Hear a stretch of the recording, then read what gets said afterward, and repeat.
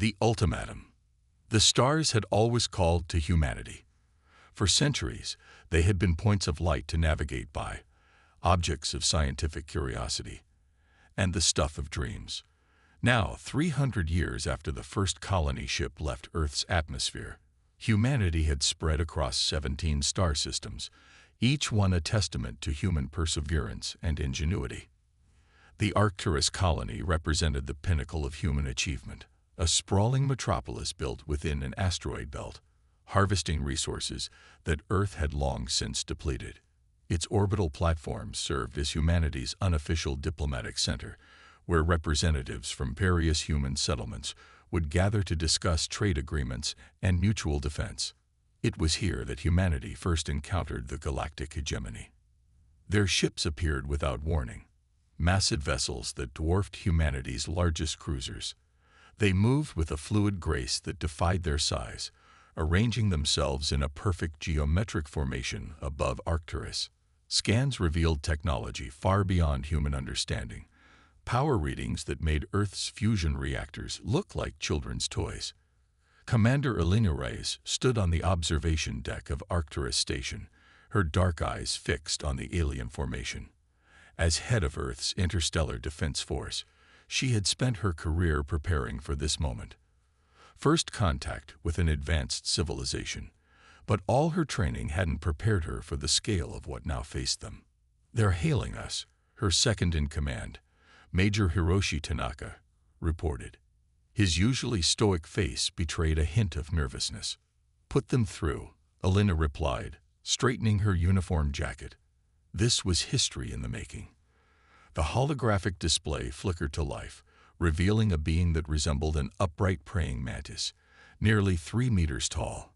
Its exoskeleton gleamed with an iridescent sheen, and multiple compound eyes reflected the light in fractured patterns.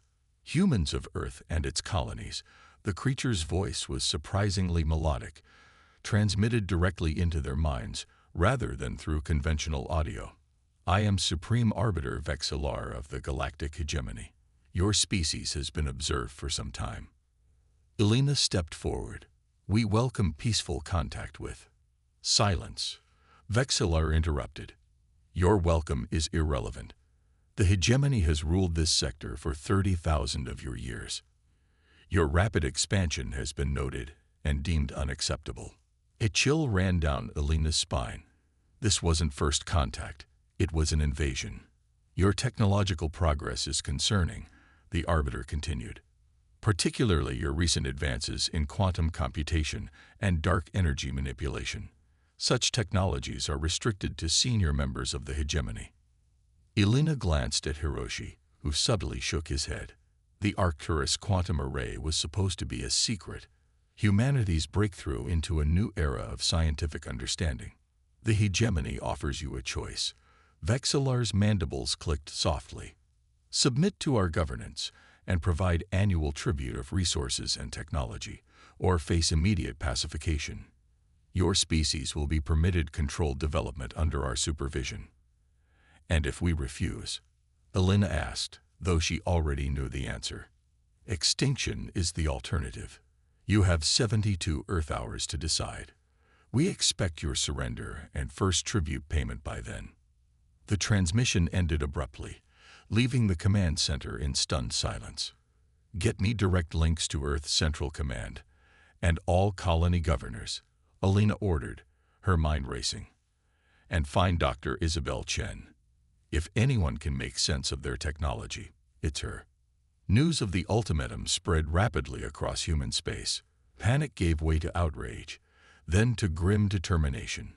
If humanity had learned anything in its long climb from Earth to the stars, it was that survival often depended on unconventional thinking. 24 hours later, in a secure facility beneath the Arcturus ice caps, humanity's greatest minds gathered. The room hummed with nervous energy as scientists, military strategists, and political leaders debated their options. "Their technology is at least several centuries beyond ours," Dr. Isabel Chen explained, her holographic displays showing scans of the hegemony vessels. The petit astrophysicist had barely slept since the aliens' arrival. A direct military confrontation would be suicide. So we surrender, General Williams of Earth asked, his voice tight with anger. No, Elena interjected. We negotiate from a position of strength. Isabel nodded, her eyes bright with excitement despite the dire circumstances. Commander Rice is right. There's something the hegemony doesn't understand about us, about how humans calculate risk. She brought up a new display, showing the core of the Arcturus quantum array, a massive computational system that used quantum principles to model complex systems and predict outcomes with unprecedented accuracy. For the past 3 years, we've been mapping the fundamental mathematical patterns that underlie all natural systems in our universe. The quantum array can predict weather patterns on planets across our system, model stellar evolution, and even calculate the probability of technological breakthroughs. And this helps us how? Williams asked skeptically. Elena smiled for the first time since the aliens arrived. Because we can use it to calculate them. Isabel expanded on Elena's point. The hegemony believes they understand us. They see a young species expanding rapidly, consuming resources, developing technology. But their ultimatum reveals something crucial. They think linearly, hierarchically. They cannot conceive of a species willingly choosing a third option besides submission or destruction. What third option? Asked Governor Okafor of the Mars colonies. We don't beat them with weapons, Elena said. We beat them with mathematics, with a demonstration of how humans think differently. Over the next 48 hours, as the deadline approached, humanity prepared its response. The quantum array ran at maximum capacity, processing centuries of astronomical data, physics equations, and the limited information they had on the hegemony's technology. No one slept. Everyone worked. Human creativity and determination, the very qualities that had carried the species from Earth to the stars, now focused on a single goal: survival. As the deadline neared, Elena stood before the assembled representatives of humanity. What we're about to do has never been attempted, she said. The risk is immense. But if there's one thing that defines humanity, it's our ability to calculate risks worth taking. She turned to the view screen showing the hegemony fleet hovering above them. Let's show them how humans calculate. The calculation. The delegation chamber aboard the hegemony flagship gleamed with an ethereal light that seemed to emanate from the walls themselves. Elena Rice led a small team into the alien vessel, herself, Dr. Isabel Chen, and 3 specialists carrying secured containers. Each step they took was recorded by floating orbs that hovered at eye level, documenting the historic meeting. Supreme Arbiter Vexillar waited at the center of a circular platform, flanked by other members of the hegemony, some resembling their insectoid leader, others entirely different species with physiologies that defied human understanding. Have you come to deliver your surrender and first tribute? Vexillar asked without preamble. Elena stepped forward. We've come to propose an alternative. The Arbiter's compound eyes shifted, facets catching the light in patterns that suggested irritation. There is no alternative. The terms were clear. Nevertheless, we ask for 1 hour of your time, Elena replied. After that, if you still wish us to surrender, we will discuss those terms. A low buzz filled the chamber as the hegemony representatives communicated among themselves. Finally, Vexillar gestured with a serrated limb. Proceed. Isabel Chen stepped forward, activating a holographic display that expanded to fill the center of the chamber. What you're about to see is a mathematical model, a calculation of probability based on quantum principles that your scientists may recognize. The display showed a complex system of interconnected nodes, a representation of the local galactic cluster, with various stellar bodies and spatial anomalies mapped in precise detail. For the past 3 years, humanity has developed what we call the Arcturus quantum array, a computational system that models universal patterns and predicts outcomes based on mathematical constants. Primitive computational technology, one of the other aliens stated dismissively. All advanced species develop such systems. Perhaps, Isabel agreed. But what makes ours unique is how we apply it. She gestured, and the display zoomed in on a particular star system, one that wasn't part of human territory. This is the Procyon system, approximately 11 light-years from Earth. Our models indicate that in exactly 73 days, the system's neutron star will experience a significant magnetic pole shift. Vexillar's posture changed subtly. This is known to us. It is a natural stellar phenomenon. Yes, Alina cut in. But what isn't known, what couldn't be known without our specific approach to quantum modeling, is the cascading effect this will have on the surrounding region.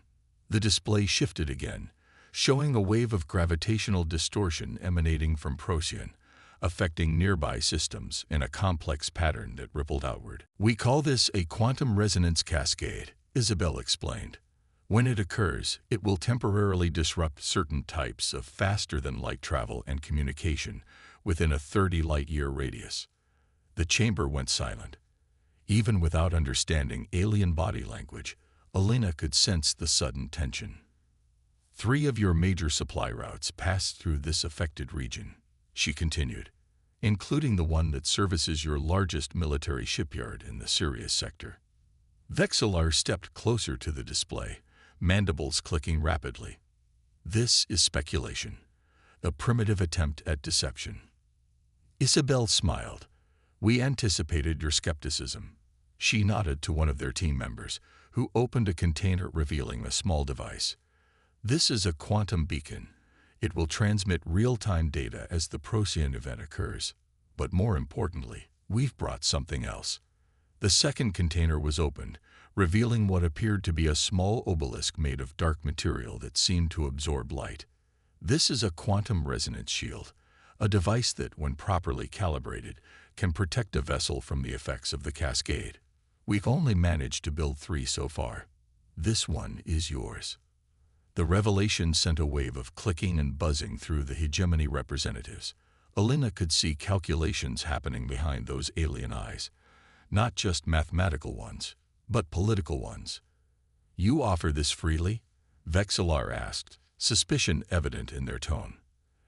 As a demonstration of human ingenuity and our value as potential allies rather than subjects, Alina replied, we don't seek conflict with the hegemony.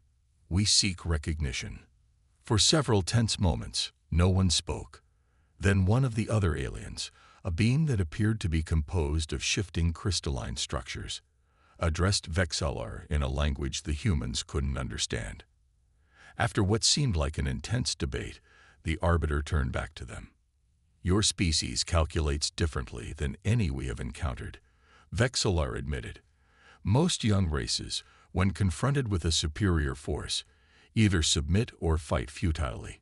You instead offer information and technology. That's what humans do, Alina said. We observe, we calculate, we adapt. And we prefer cooperation to conflict when possible. The Procyon prediction will be verified, Vexillar stated. If accurate, the hegemony will reassess humanity's status, not as subjects, but as provisional associates. Relief washed through Alina, though she kept her expression neutral.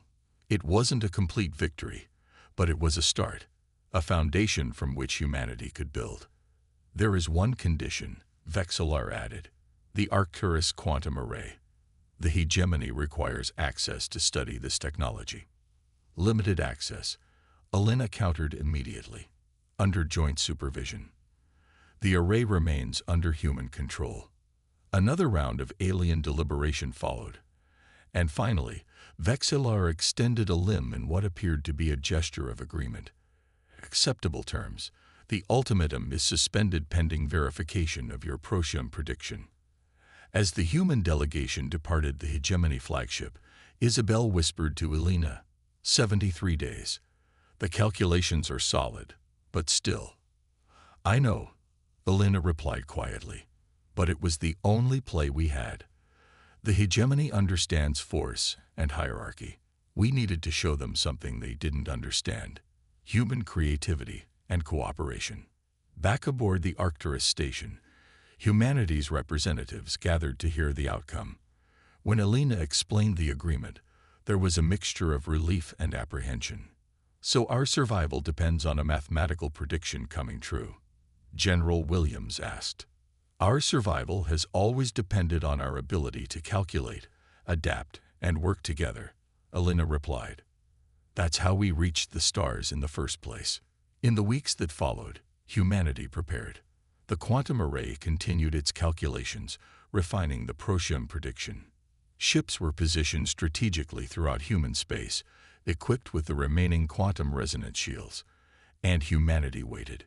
73 days later, exactly as predicted, the Procyon neutron star's magnetic poles shifted. The quantum resonance cascade rippled through space, temporarily disabling hegemony vessels caught unprepared. The quantum beacon transmitted data in real time, confirming the accuracy of humanity's calculations down to the millisecond. When the hegemony representatives returned to Arcturus Station, it was with a different demeanor. The ultimatum of surrender and tribute was formally withdrawn. In its place, a treaty of cooperation was proposed, one that recognized humanity's sovereignty and unique contributions to galactic knowledge. As Elena Reyes signed the document on behalf of Earth and its colonies, she reflected on the journey that had brought humanity to this moment. From a single planet to 17 star systems, from isolation to standing before the representatives of a galactic power, not as subjects, but as equals. The hegemony had demanded tribute. Humanity had delivered calculations instead, and in doing so, had calculated a future among the stars.